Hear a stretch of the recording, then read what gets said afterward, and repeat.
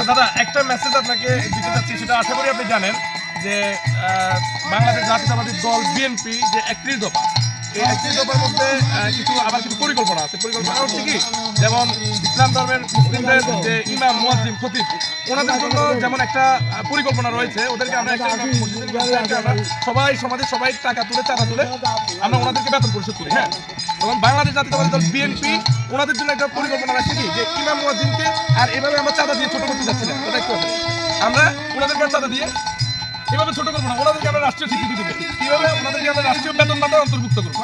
তো একটা বিষয় আপনারা যে জিনিসটা আপনাদের জানা দরকার, আমি জানি না দাদা, তারপর আমি আমার জায়গা থেকে দায়িত্ব থেকে বলতেছি, সেটা হচ্ছে প্রত্যেক ধর্মাবলম্বী ধর্মীয় যারা লিডার, যেমন আপনাদের হচ্ছে কি ঠাকুর, ওনাদেরকেও সেম ইমাম মুয়াজ্জিনদেরকে যেরকম রাষ্ট্র থেকে বেতন ভাতা দিবে, যেমন ঈদের সাথে ভাতা দেওয়া হয়, বোনাস দেওয়া হয়, সেম এইরকম আপনাদেরও যারা মানে ঠাকুর যারা আছে ওনাদেরকে সরকারিভাবে বেতন ভাতা অন্তর্ভুক্ত করবে। হ্যাঁ দাদা, এই বিষয়টা কি আপনারা জানেন কিনা? জানি আমরা।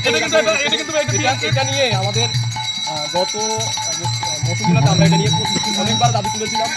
আমাদের এই ধর্মীয় উপাসনালয়গুলোতে পুরোহিত যারা আছেন তারা কিন্তু সুবিধা করতে, এবং কি দেখা গেছে কি আমরা তাদের নিয়ে অনেক দাবি তুলেছিলাম, তাদেরকে নিয়ে আমাদের ব্রাহ্মণ সমাজকে নিয়ে এবং কি পুরোহিত সমাজকে নিয়ে আমাদের বিভিন্ন ধরনের ছিল, স্পেস ছিল। তো সেক্ষেত্রে আমরা হয়তো বা বিগত সময় সেই সুবিধা পাইনি, আমরা আশা রাখি আগামীতে আমরা সেই সুবিধা পাবো। তো সেক্ষেত্রে আমরা এই প্রয়াসটাকে সাধুবাদ জানাবো। আর দাদা, একটা বিষয় হচ্ছে বিএনপির যে